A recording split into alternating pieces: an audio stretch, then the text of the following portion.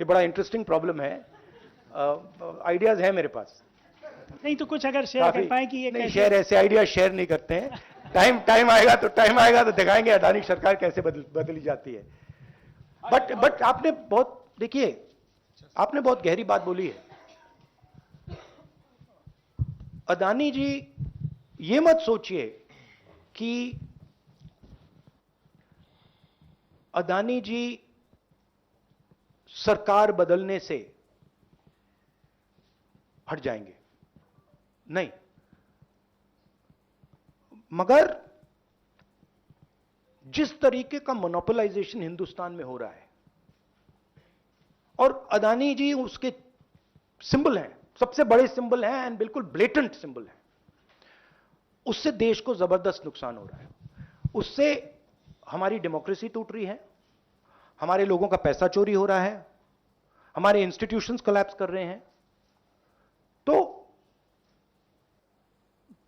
BJP की सरकार और बीजेपी का जो फाइनेंशियल सिस्टम है वो डायरेक्टली लिंक्ड है इनके साथ। बट चुनाव जीतने से प्रॉब्लम रिजॉल्व नहीं होगा। प्रॉब्लम रिजॉल्व करने के लिए और दवाई देनी पड़ेगी।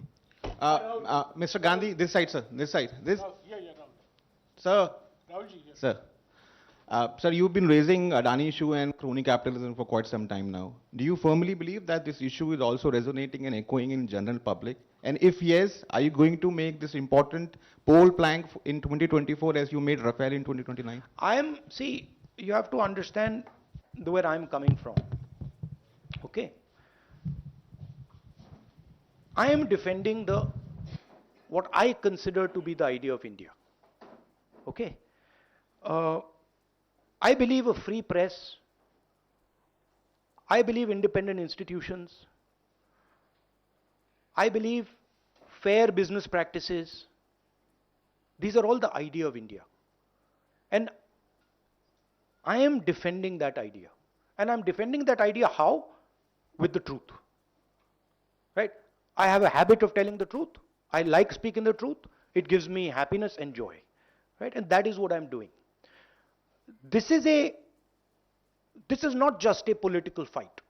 This is not just a fight about, as I said, about going and winning an election. This is a much deeper fight. One step is winning an election, and I'm confident that you will see in the next state elections the results, right? But it is a deeper problem. We were enslaved. Please remember, all the young people in this country, please remember, we were enslaved by a monopoly. We became slaves of a monopoly. It was called the East India Company. It was a foreign monopoly. It had partners in India. And we are being enslaved by a monopoly again. So we are fighting actually for the independence of this country. Many people are not realizing this right now. You will come to realize it.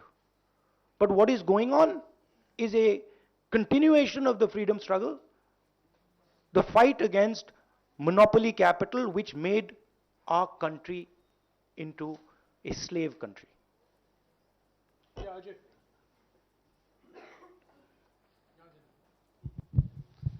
Rahul ji, अब आपको राजा के तोते का भी पता चल गया है और आपके पिछले कुछ सालों से लगातार अडानी के मुद्दे को उठा रहे हैं। आपको लगता है कि ये जो लड़ाई है, अडानी, आप लगातार कहते हैं कि आपको अडानी से प्रॉब्लम नहीं है, मोनोपोलिज्म से प्रॉब्लम है। ये जो लड़ाई है, ये लड़ाई सिर्फ आप जिस तरह से आगे लेके जा रहे हैं, आपको लगता है कि मोदी सरकार से लड़ने के साथ साथ एक अपोजिशन के अंदर भी जो एक यूनानिमिटी आपको बनानी होगी कि एंटी अडानी या मोनोपोलिज्म ऑफ अडानी, वो भी एक बहुत बड़ी लड़ाई है जो आपको आगे लड़नी है? हाँ, सही बात है।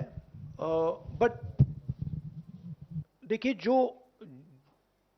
जिस लेवल का मोनोपोलाइजेशन हो रहा है, ठीक है, उससे सारे लोगों पर असर पड़ रहा है। आप झिझक के क्वेश्चन पूछ रहे हो, जनरली आप नहीं, बट जनरली जो आप थोड़ा घबरा के क्वेश्चंस पूछते हो, उसी मोनोपोली का असर है। ठीक है, कोई गैस सिलेंडर 1000 रुपए का दे रहा है, उसका लिंकेज है कोयले से। उसका भी कारण मोनोपोली, अदानी। एयरपोर्ट में अदानी, माल अंदर आता है हिंदुस्तान में, अदानी। तो मोनोपोली का इफेक्ट सिर्फ पॉलिटिकल लोगों को नहीं हो रहा है। हिंदुस्तान दो भागों में बट रहा है, एक प्रो मोनोपोली, एक एंटी मोनोपोली। जो अदानी जी के खिलाफ बिजनेस वाले लोग हैं, वो भी इस बात को समझ रहे हैं, दे आर एंटी मोनोपोली। तो देश दो पार्ट्स में डिवाइड हो रहा है, pro monopoly, pro Adani control, and anti monopoly, pro people control. ठीक है, उसमें जनरली जो ऑपोजिशन की पोजीशन है, ब्रॉड जो पोजीशन है, वो एंटी मोनोपोली कंट्रोल है। राहुल जी नमस्कार। हाँ,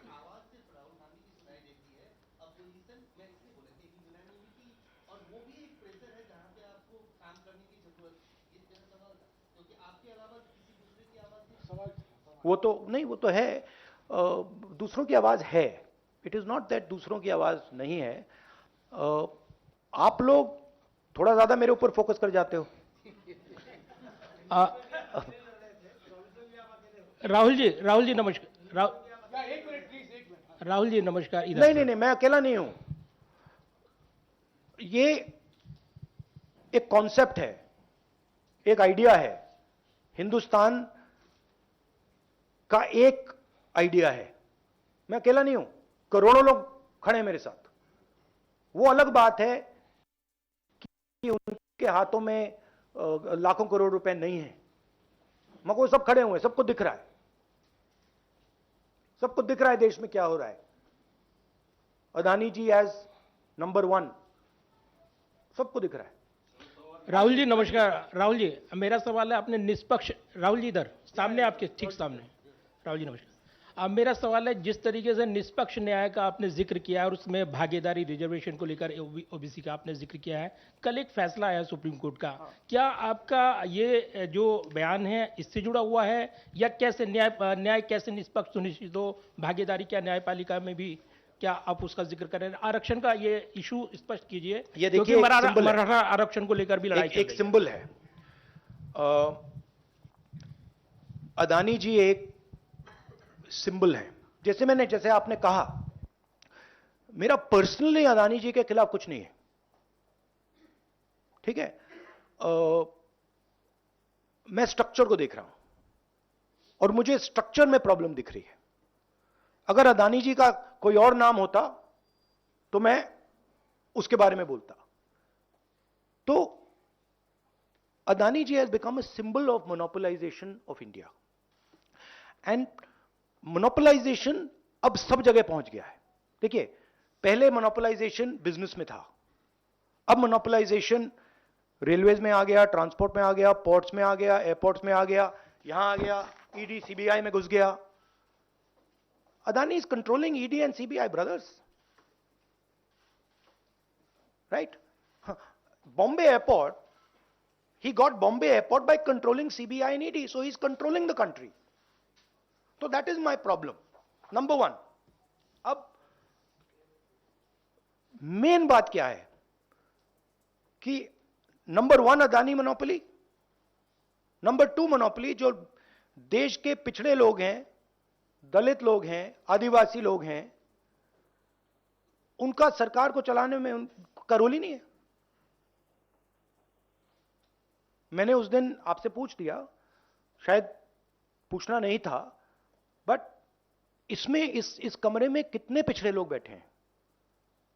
नहीं, अब आप बैठ गए, आए हो, पता नहीं स्पेशल इनवाइट, बट एक, ठीक है, आप एक हो ना, ठीक है। आपकी आबादी कितनी है हिंदुस्तान में? कितनी होगी? ओके, अब आप देखिए, आप हैं रिपोर्टर्स। अब आप मुझे बताइए, इंडिया के जो टॉप मीडिया कंपनीज हैं जो आपको कंट्रोल करती हैं, उनमें से ओबीसी सीईओज कितने हैं? दलित सीईओज कितने हैं? आदिवासी सीईओज कितने हैं? ओनर्स कितने हैं? 0। zero. This is a huge problem for the country. This is another type of monopoly. So these two monopolies are connected. Adani's monopoly and caste census are directly connected. And what I'm trying to do is show the connection to the people of India. कि ये connected है, कि यहां पे 90 लोग हिंदुस्तान को चलाते हैं, उसमें 3 पिछड़े हैं, पिछड़ों की आबादी 50%, बजट का कंट्रोल 5%, आदिवासियों की आबादी 12%, कंट्रोल 0.01%, मतलब 100 रुपए में से 10 पैसे, दलितों का कंट्रोल 1%, 100 रुपए में से 1 रुपया. तो दिस इज नॉट एक्सेप्टेबल. अगर हम मतलब सुपर पावर की बात कर रहे हैं, देश की प्रगति की बात कर रहे हैं, तो ये स्ट्रक्चर एक्सेप्टेबल ही नहीं है. इसीलिए मैं कास्ट सेंसस का सवाल उठा रहा हूं. And caste census is what? It's x-ray. हम ये भी नहीं कह रहे हैं कि एक्शन क्या लेना है, हम ये कह रहे हैं भैया पहले एक्सरे लो, पता लगाओ इस देश में अदानी कितने हैं, पिछड़े कितने हैं, दलित कितने हैं, आदिवासी कितने हैं.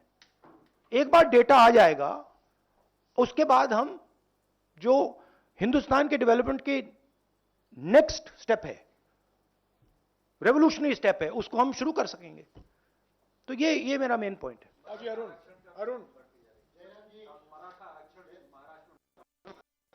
हाँ, अरुण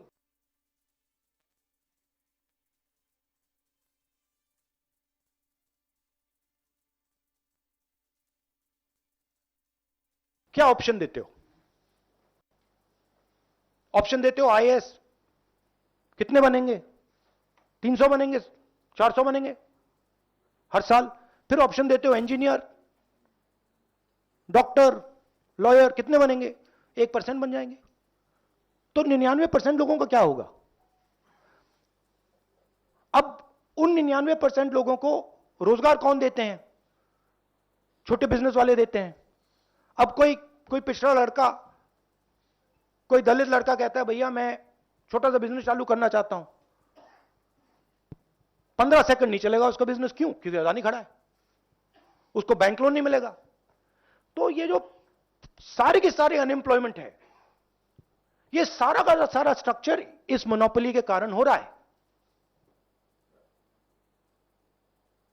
आप बताइए अदानी जी ने हिंदुस्तान के कितने बिजनेसेस खत्म किए हैं? लाखों बिजनेसेस उड़ा दिए हैं.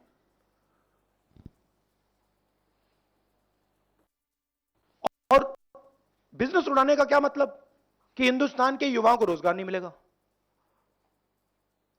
तो बड़ा सिंपल कॉम्बिनेशन है. अदानी जी को पैसा दो, हिंदुस्तान के युवाओं को रोजगार मत दो. जो उनमें गुस्सा आएगा उसको गुस्से को और आग दो, और अदानी जी को पैसा दो. ये स्ट्रक्चर है.